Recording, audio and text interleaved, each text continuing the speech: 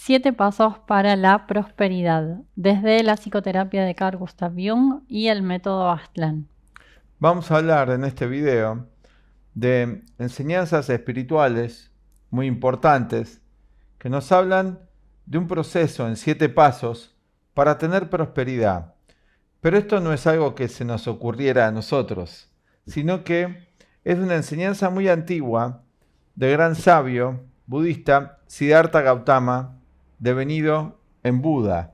Esta enseñanza tiene 2500 años de antigüedad y es de una de las 108 enseñanzas que se dejó, que se llama Tipitaka, las 3 cestas, las enseñanzas de Siddhartha Gautama el Buda que recopilaron sus discípulos, que se dice que son 108 libros ordenados en las 3 cestas, dice que se guardaban allí, y este particularmente es del libro de la gran extinción de Gautama el Buda, así se llama, o en la lengua Pali, la lengua de, digamos, espiritual, metafísica de las enseñanzas en las que está escrita en las mayorías o dadas las enseñanzas budistas, son el Pali y el sánscrito. Se llama el Maha Parinibbana Suttanta del Digha Nikaya, que es una de las cestas del budismo, de las enseñanzas allí. También está el Dhammapada, otra de las más conocidas enseñanzas espirituales del budismo, que también es de estas 3 cestas. Hoy vamos a hablar de esta enseñanza que es hermosa, donde habla de 7 pasos, ellos lo llaman 7 condiciones en el texto original para la prosperidad. ¿Qué sería la prosperidad? La prosperidad es aquello que permite al ser humano evolucionar, crecer, desarrollarse, ser próspero. Y lo va desarrollando en varias etapas.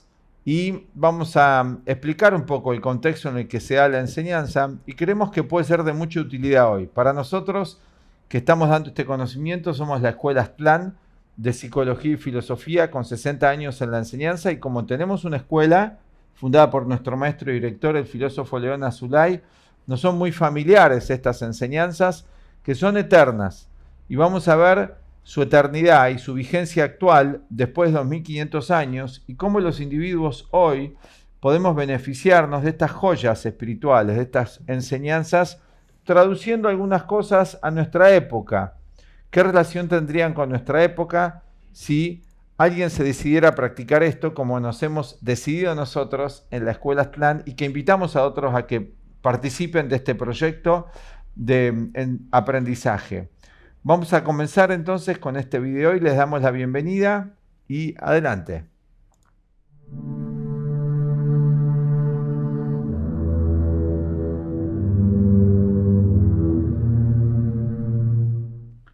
Muy bien. Bueno, vamos a ir leyendo parte del texto, ir explicándolo lentamente, traduciéndolo, porque va a ir enumerando acá Siddhartha Gautama el Buda las 7 condiciones para la prosperidad, o los 7 pasos, pero hay varios 7, va dando una serie de 7. ¿Y por qué 7? Es un número arquetípico, un número de un proceso, un número de un ciclo. La energía está estructurada así, en los 7 números. También hablamos de las 7 leyes herméticas, por lo tanto, en el budismo hay mucho de numerología, donde se van enumerando, por ejemplo, el número 108, que son la cantidad de libros, digamos, sagrados o metafísicos del budismo que componen enseñanzas morales, también normas de la vida en comunidad, nos van hablando de esto. Tengan en cuenta que una de las enseñanzas más importantes del budismo son las 3 joyas, que es la forma de vida del practicante, que en la tradición budista o en la tradición en nuestro idioma también se le llama monjes, aunque es muy alejado la idea del monje budista de lo que nosotros tenemos en general en Occidente por monje. Es más un filósofo, como vamos a ver aquí. Hay enseñanzas psicológicas. En realidad, lo que se llama hoy religión tiene un trasfondo psicológico, metafísico muy profundo, que luego deviene en las instituciones, organizaciones. Pero en realidad la palabra misma religión quiere decir volver a unirse con lo superior en nosotros, va mucho más allá de una organización en particular. Y ese es el tipo de prosperidad del que habla esta enseñanza, ¿no? Alcanzar una prosperidad de conciencia, una prosperidad interior. Bueno, la prosperidad de la que habla el budismo es interior y es exterior también, porque no hay tal dualidad tan estricta. Si el individuo está mejor interiormente, psicológicamente, espiritualmente, obviamente su vida exterior va a ser mejor. No mejor quizás como hoy se entiende en las sociedades modernas de más cosas, pero sí mejor en el sentido de más armónica. Así que vamos a ir explicando esto. Aquí empieza el texto y va mostrando cómo Siddhartha Gautama el Buda en su época iba viajando por las diferentes regiones de la India. Estamos hablando de 5 siglos y medio antes de Cristo, ¿sí? De ese Buda, porque en la tradición budista todo individuo que alcance un grado de conciencia, un despertar de conciencia especial, puede llegar a el estado de Buda, aquel individuo que despierta en sí mismo, que se hace consciente de la conciencia interior, espiritual superior. En este sentido, va Siddhartha Gautama a dar la enseñanza en diferentes regiones y va a ir enseñando a la gente de su época. No eran las sociedades totalmente masificadas actuales. Iba con sus discípulos caminando de una ciudad a otra, viajando de una ciudad a otra y dando enseñanzas. También encontramos esto de caminar y enseñar en un contemporáneo, un siglo después aproximadamente, que fue Aristóteles, que llamaba a los peripatéticos, que eran los que enseñaban caminando. Bueno, Buda enseña caminando, enseña en reuniones, va a diferentes encuentros. Aquí particularmente vamos a explicar el encuentro este actual, donde Buda va a dar esta enseñanza. Y dice así, que es muy lindo el lenguaje poético también, pero vamos a ir traduciendo cada uno de los temas para ver cómo todos nos podemos beneficiar de estos 7 condiciones o 7 pasos, que van a ver que son, si reflexionamos, que tienen mucha actualidad. Que nosotros en nuestra escuela lo practicamos esto, sí. Viviendo en una gran ciudad, no es necesario aislarse del mundo y hoy lo ofrecemos a todo el planeta a través de nuestros cursos online, donde las personas pueden tener todas estas enseñanzas y poder empezar a practicarlas en su vida. Dice así: ahora inmediatamente que aquel que se hubo oído el sublime se dirigió al venerable Ananda. Ananda era el discípulo, como la mano derecha, el segundo de Buda, su discípulo principal. De hecho, tiene un significado, el nombre Ananda. Los nombres ya no son los nombres personales que dan los padres, sino que estos filósofos monjes van adoptando nombres que tienen que ver con parte de su esencia psicológica y de su proceso. Y le dice así, le dice a Ananda: ve tú, Ananda, a su discípulo, y congrega en la sala de las asambleas a todos los monjes, bhikkhus y bhikkhunis, porque había hombres y mujeres en la orden, que residen en las cercanías de Rayagaja, que es una región. E hízole así Ananda, y regresando luego a donde se encontraba el sublime, le decían muchos nombres a Siddhartha Gautama, le informó diciendo a su maestro, dice: la congregación de los monjes, oh Señor, está reunida, que el sublime disponga lo que juzgue más conveniente. Bueno, tenía una relación de mucho respeto, esto también es importante en esta época de hoy, donde esto del respeto no está tan presente, ¿no? Es medio extraño para la gente de hoy. El sublime se levantó, encaminóse a la sala de las asambleas y luego que se hubo sentado se dirigió a los monjes diciendo lo siguiente: os enseñaré, oh monjes, 7 condiciones de prosperidad. Ahora, hagan de cuenta que nosotros somos los monjes. Nosotros y ustedes. Y vamos a escuchar las 7 condiciones de prosperidad y va a haber cosas que no se ajustan a nuestra forma de vida, pero nosotros en la Escuela Aztlán sí intentamos reproducir algo de esto en nuestra forma de vida e invitamos a otros a que participen de nuestro proyecto, que dice así: así sea, oh Señor. Vamos a ver, escuchar con atención y hablaré. Y ahora va a seguir leyendo Lucía y vamos a ir explicando juntos. Bien. Bueno, empieza con las condiciones o pasos. Os enseñaré, oh monjes, 7 condiciones de prosperidad. Escuchad con atención y hablaré. Mientras los monjes se congreguen a menudo, y se conviertan en asiduos concurrentes a las reuniones, la prosperidad habrá de esperarse para los monjes, no la decadencia. Bueno, acá dice, repitamos entonces, miren qué importante esto. Sí. La condición sería que los monjes se congreguen a menudo, que asistan a las reuniones. Y no les vendrá las decadencias. Sí. Bueno, ¿qué eran las reuniones? Claro, Eran los ¿reuniones para qué? espacios, ¿las reuniones de qué? Eran las reuniones para reflexionar, lo que se ha traducido mal por meditar, era reflexionar. Para recibir enseñanzas. Para recibir enseñanzas y practicarlas, y se congreguen y se reúnan con esa idea de fondo. Las personas se reúnen, se vuelven a unir. Reunirse quiere volver a unir. Pero ¿para qué se reúnen las personas? Aquí hay una reunión más consciente, con conciencia plena, con una finalidad para reflexionar acerca de la naturaleza de la vida, ¿sí? Sí. Y las reuniones también era para organizarse, para la finalidad de la comunidad en común. Fíjense ustedes que la idea de reunión, de agrupación de personas, que a nosotros nos puede sonar raro la idea de una comunidad, es la base de lo que es la sociedad. La sociedad, en teoría, debería ser un conjunto de personas con una meta en común, por eso hablamos de sociedad. Sin embargo, hoy la sociedad se ha transformado en algo individualista, cada uno por su lado, sin integración con el otro. Fíjense, vivimos en ciudades, reunidos, estamos, pero divididos, no integrados, anónimos todos de todos. Acá dice, mientras se reúnan con esta enseñanza, no va a haber decadencia. Fíjense en nuestra sociedad actual. Hay una sociedad que no es una sociedad, porque nadie es socio de nadie. Cada uno hace la suya, es utilitarista.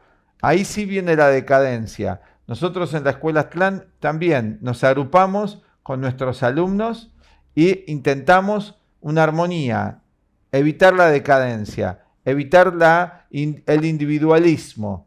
Siguiente. Y en la siguiente condición dice así. De prosperidad.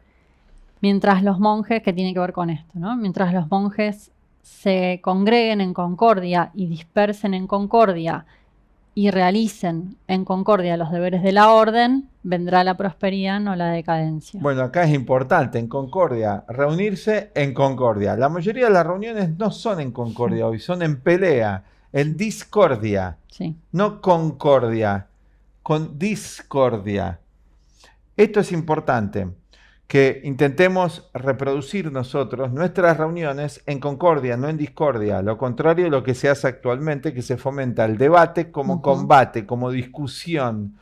Acá dice, no vendrá la decadencia, vendrá la armonía.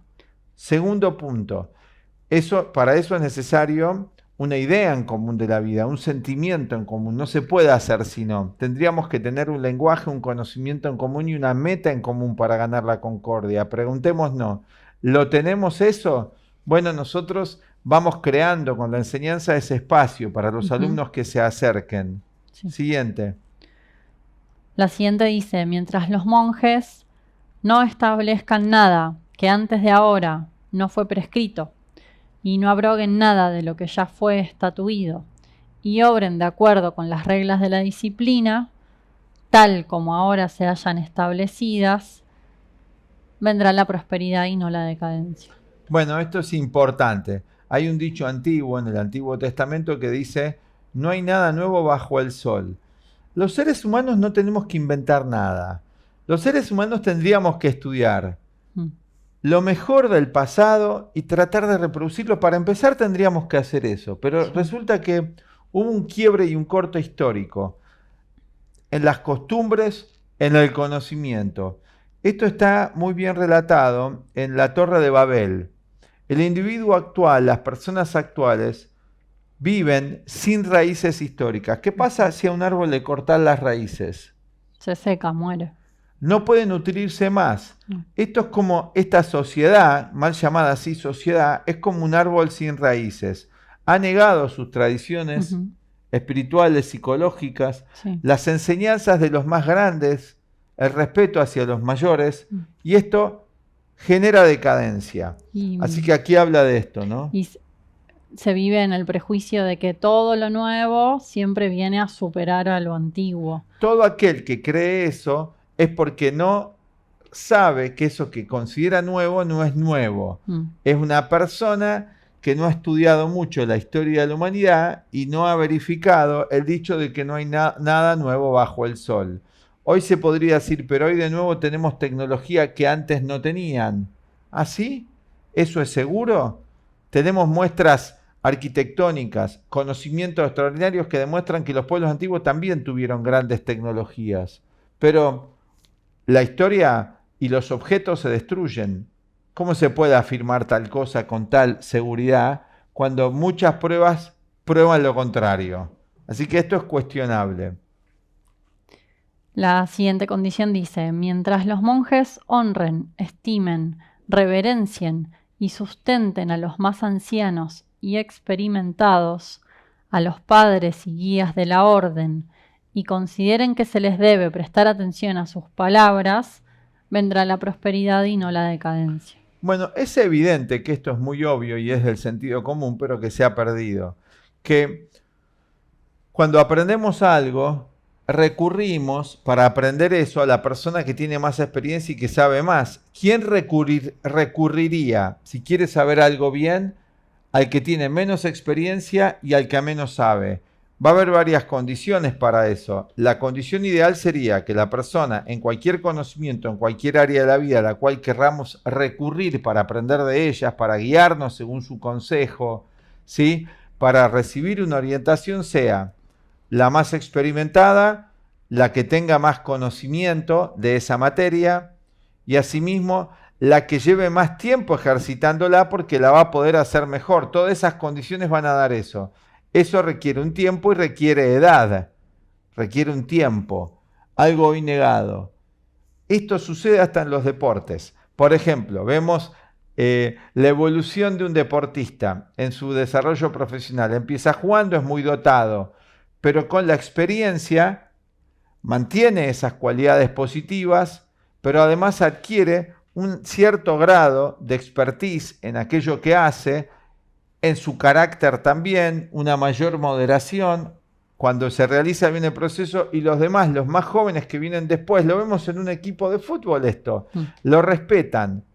Bueno, en nuestro mundo actual, fuera del área de los deportes, esto no está funcionando prácticamente, inclusive en la área de los negocios. No, la gente mayor, en la mayoría de los casos, se la despide de las empresas porque no es rentable y contrata gente más inexperta. Las empresas ahora están volviendo a algo antiguo, donde prefieren mantener gente mayor porque han tenido muchos problemas y ese sistema no les ha funcionado porque de repente ya nadie sabe nada en la empresa. Claro, y es como empezar de cero Eso. A cada momento. Y ahora vieron que no pueden hacer totalmente esto, están volviendo atrás, algunas de ellas. Sí. Bueno, otra condición es, mientras los monjes no caigan bajo la influencia de ese anhelo, tanja, que es la sed de existencia, el apego a las cosas, que surgiendo dentro de sí mismos habría de dar origen a la renovada existencia del samsara, vendrá la prosperidad y no la decadencia. O sea, acá habla de resistir una fuerza que nos va a llevar a sufrimiento, ¿no? El círculo de samsara es el círculo de la vida, del sufrimiento y el dolor. Comprarse todo, depender de todas cosas externas para la felicidad, lleva al sufrimiento cuando son muy dependientes de cosas. Me apego, quiero más cosas, quiero más poder, etc. Esa es la sed de existencia. Mientras se haga eso, le dice a los monjes, se sigue sufriendo. Obviamente que esta gente que estaba con Siddhartha Gautama ya iba comprendiendo eso y no vivía así. Se daba cuenta. Y Siddhartha Gautama les recuerda esto. Manténganlo presente. Bueno, necesitamos una enseñanza que nos ayude a reconocerlo mejor, la verdadera prosperidad. Esto es lo que estamos haciendo con estos videos, con nuestros cursos. Siguiente.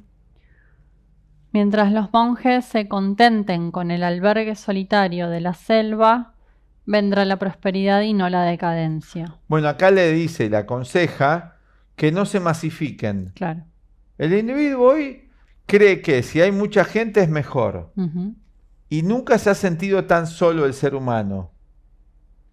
No es una enseñanza antisocial esta. Fíjense, muchos critican al budismo por antisocial. Mentira si tenían una comunidad, ¿eh? Claro. No era antisocial. Empezó hablando de la congregación. Empezó hablando de la congregación, de reunirse. No habló de aislarse. Pero lo que habla es que habla de un equilibrio, donde habla de reunirse, pero también que el individuo pueda estar con sí mismo y tenga un espacio para reflexionar. Y cuando es necesario, que se reúna. Hoy el individuo es compulsivamente social.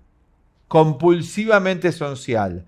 Y es también compulsivamente solitario. ¿Qué es algo compulsivo? A lo que me veo llevada, obligada. Que no puedo hacer otra cosa. No lo Cuando puedo las controlar. personas hoy se aíslan es por una compulsión de conflicto. Y cuando entran en sociedad es también por una compulsión extrovertida. Sería, como dice Jung, dos compulsiones. Una tendencia muy extrovertida y otra muy introvertida, mecánica, negativa. Entonces hay que encontrar un equilibrio y acá Siddhartha va aconsejando todos los equilibrios. Y nosotros también, que lo estamos explicando desde la escuela Aztlán. Y la última condición o paso para la prosperidad dice, mientras los monjes logren que su atención se eleve hasta el mismo yo con mayúscula. El yo superior. De suerte que los más virtuosos de entre sus condiscípulos puedan recurrir a ellos, y los que hayan recurrido puedan vivir con tranquilidad. La prosperidad habrá de esperarse para los monjes, no la decadencia. Bueno, elevarse a una conciencia que no es la del yo común, que en el budismo no existe ese yo, es ilusorio, es una mezcla de agregados. En la enseñanza del cuarto camino de Gurdjieff también, son yoes, personalidades fragmentadas que llamamos yo. También Jung habla del ego, un ego de una multiplicidad fragmentado. Elevarse a la otra conciencia, ¿sí? Y ser guía para otros, que es el sí mismo, el self, el ser superior que hay en todos nosotros. Jung lo llama el self o el sí mismo. Elevarse a esa conciencia, salir de la conciencia mecánica, de los agregados, dice el budismo. Y ahí puedo ser un referente para otros. Vamos a leer acá otras 7 condiciones de prosperidad que nos pareció muy bueno, que son las siguientes. Estas son distintas, ya no habla de las condiciones de la reunión, de la orden, de la soledad, sino las siguientes. Podemos leer ahí. Otras 7 condiciones, va dando varias aquí. Otras 7 condiciones de prosperidad os enseñaré, oh monjes, decía el Buda, escuchad con atención y hablaré. Y dijo, mientras los monjes se ejerciten en el discernimiento de las siguientes ideas, o sea, son condiciones o pasos a nivel de la reflexión sobre qué pensar, qué ideas van a ser importantes. ¿Qué es el discernimiento? Separar lo verdadero de lo falso, darse cuenta. Bueno, en principio la palabra de discernimiento tiene una connotación no tan moral en sí. En principio, discernimiento quiere decir distinguir una cosa de otra, simplemente, sin la connotación aún moral, ¿no? De bueno o malo. Es distinguir una cosa de otra. Por ejemplo, la imagen que tenemos de atrás, si tenemos que hacer un proceso de enumeración, de distinción de lo que vemos, vamos a ver. Una estatuilla, aparentemente de Buda, con formas grises claras, formas grises oscuras, con lo que pareciera tener una ropa, ¿no? Una vestimenta, un hábito de monje. Detrás vamos a ver troncos de árboles, vamos a ver ramas, vamos a ver parte de la luz solar que se filtra. Discernimos todo lo que hay en la imagen y además nosotros dos que nos ven acá. Eso sería discernir con claridad. Ahora, si yo le pido a una persona la descripción de esta imagen que están viendo en el video y digo, no sé qué es eso, no discierno bien las diferentes, no discierno que hay, que está ella, que estoy yo, que hay Buda, que hay esta, no hay discernimiento. Entonces, dice las siguientes ideas que ejerciten el discernimiento. Este discernimiento, ejercitarlo, de distinguir lo que estamos viendo en la imagen, no es tan difícil, todo lo pudimos hacer. Pero ahora vamos a ver en qué otras áreas de la existencia es importante. Siete procesos para la prosperidad son importantes de cultivar el discernimiento. Veamos el primero. Bien, acerca de la impermanencia de todo fenómeno físico o mental. Bueno, ¿cómo se llama en Pali? Anicca sana. Anicca sana, que es la impermanencia de todo fenómeno físico o mental. En la tradición budista, todo es impermanente. Sí. Esto es importante. Fíjense que primero vimos 7 condiciones de prosperidad que nos hablan de un grupo de seres humanos que viven en armonía, que también saben vivir consigo mismo al mismo tiempo que en sociedad y en grupo, en comunidad, en esa pequeña sociedad o comunidad, ¿no es cierto?, organizada. Ahora, en este caso, ya con eso explicado, para que no se acuse ni al budismo ni a ninguna enseñanza auténticamente espiritual de individualista, pasa al paso siguiente. Habla de una condición mental que tiene que tener el discípulo, alumno o practicante, una práctica que reconozca, que se dé cuenta que nada de lo físico es para siempre. Nada más, que reconozca eso. No es tan sencillo de hacer eso. Nos apegamos a las cosas y queremos que sean para siempre. Por ejemplo, no voy a hablar tanto, para dar el ejemplo de esto, de apegarnos a personas, porque hoy lo que estamos viendo, esto puede llevar a problemas hablar de eso, porque hoy lo que estamos viendo es una gran indiferencia y egoísmo con el prójimo. Y en el budismo, y nosotros también en la escuela Aztlán, aconsejamos la cooperación, no el no ocuparnos de los demás, ocuparnos de los demás, no cuidar de los demás. Acá lo cuidan a su maestro, a Siddhartha Gautama, y el maestro cuida a sus discípulos, se cuidan mutuamente. O sea que esta idea, para explicar la idea de la impermanencia, un ejemplo mejor que hablar del tema puntualmente afectivo, ¿sí?, sería, por ejemplo, cómo la persona hoy se apega a su edad. El individuo hoy le gustaría quedar congelado en la juventud, una especie de quedar embalsamado, pero vivo, a los 25 o 30 años de edad. Fíjense, y eso es irreal porque es impermanente el cuerpo, o sea que el cuerpo entra en decadencia. Es natural esto, aunque esta palabra no guste, se deteriora. Otro aspecto también de la impermanencia, ese es un aspecto muy concreto que hoy es un verdadero problema para la mayoría. La juventud eterna, como el relato de Dorian Gray, muy bueno, que muestra esto, ¿no? Y después el otro es el aspecto mental. Ese es un ejemplo. Se pueden dar muchos ejemplos de impermanencia, ¿no? Los objetos son impermanentes, todo lo físico es impermanente, el mismo cuerpo es impermanente. Claro. No podemos vivir eternamente por más que haya propuestas falsas de extender la vida a cualquier precio, ¿sí? Y al mismo tiempo no se protege la vida para nada y se la destruye. Por eso esto hay que analizarlo bien. Y el pensar sobre esto nos puede llevar a darnos cuenta que partimos de la expectativa equivocada. Entonces estamos esperando que las cosas que nos resultan agradables sean permanentes. Muy bueno. Esa es una llave a dolor, a sufrimiento, porque la naturaleza es lo impermanente. Porque llega lo desagradable, lo que sí naturalmente produce dolor, incomodidad y demás, y no lo aceptamos. Creemos que es algo extraordinario y no es propio del plan general de la existencia. Entonces nos apegamos a lo placentero, no quiere decir que voy a buscar lo doloroso. El budismo no es masoquista, la enseñanza espiritual, Jung, la enseñanza de Aztlán no es masoquista. Obviamente no vamos a buscar lo doloroso, pero si llega lo doloroso, si tenemos que atravesarlo por algún motivo, por alguna razón, no vamos a temerle ni a rehuir de eso, lo vamos a estar preparados internamente para enfrentarlo. Y por otro lado, lo impermanente de lo mental. Todos los pensamientos y emociones que nos hemos apropiado y que forman nuestro falso sentido de nosotros mismos, son impermanentes. Esto es algo que hay que reflexionar bastante. Por lo tanto, no deberíamos apegarnos a los malos pensamientos, a las emociones negativas fundamentalmente. Apegarnos sería actuarlas. Actuarlas.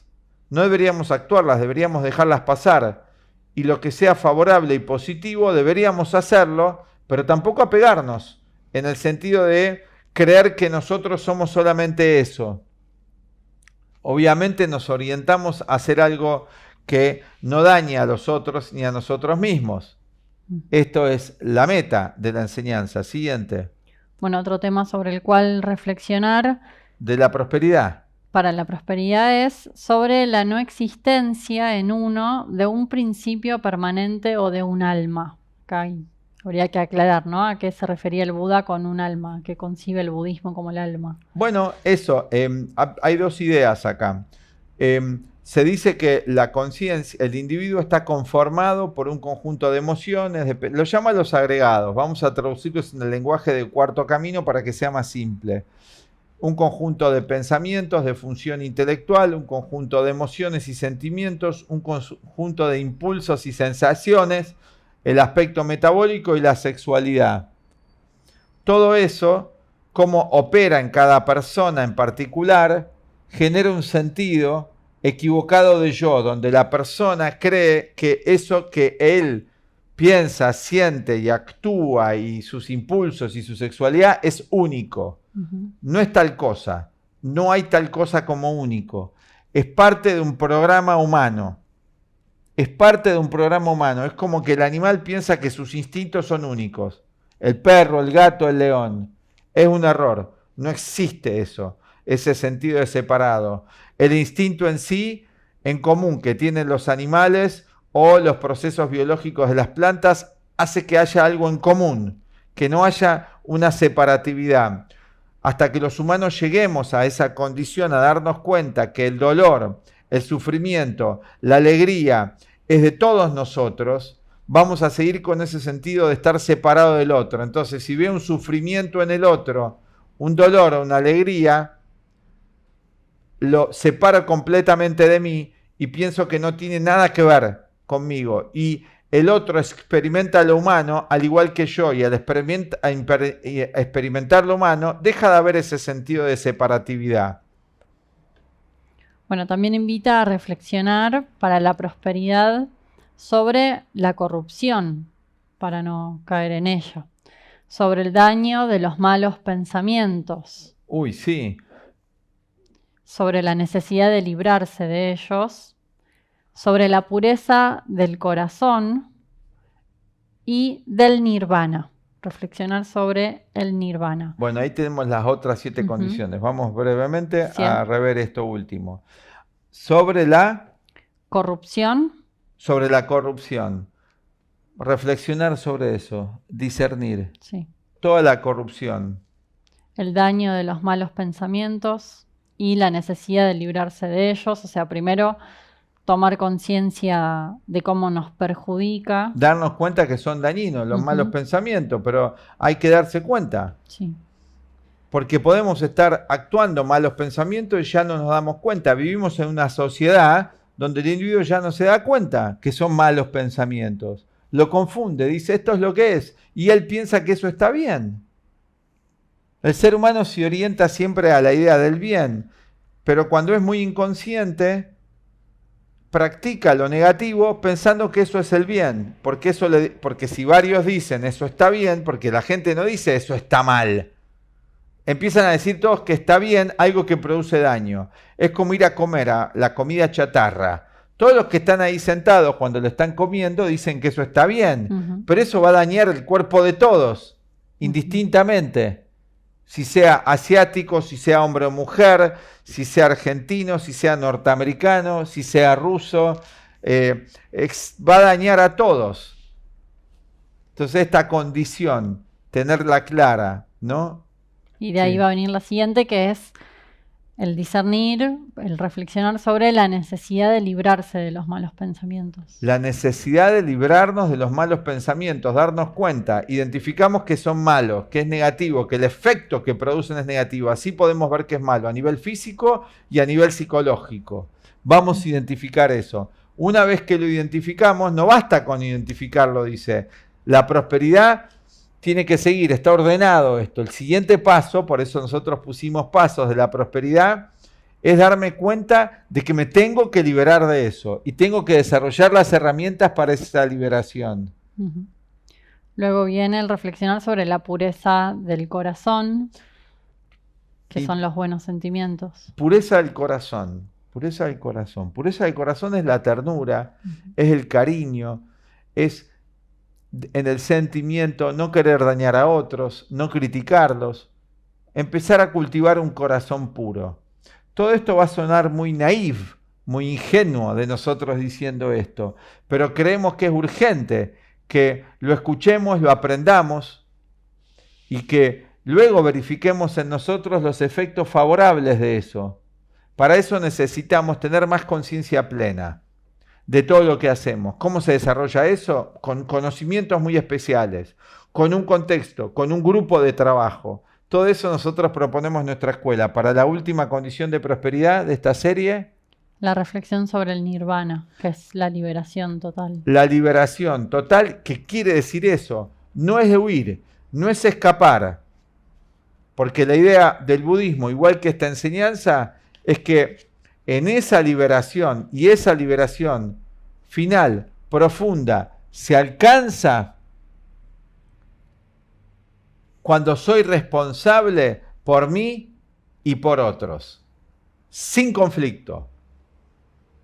Los invitamos a estudiar en la Escuela Aztlán, a practicar enseñanzas, así como estamos traduciendo estas enseñanzas espirituales del budismo, usamos todo un conocimiento de la mente, un conocimiento más profunda de la psicología, psicoterapéutico, con ideas que sanan, ideas que amplían la conciencia y que nos pueden permitir alcanzar estados superiores de conciencia, sin fantasías.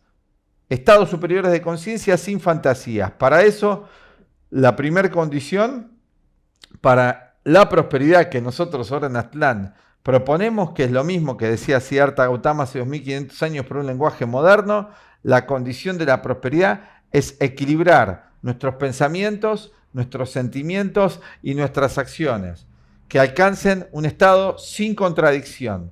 Les dejamos acá el aviso de la enseñanza para poder estudiar con nosotros y nos estamos viendo en la próxima entrega.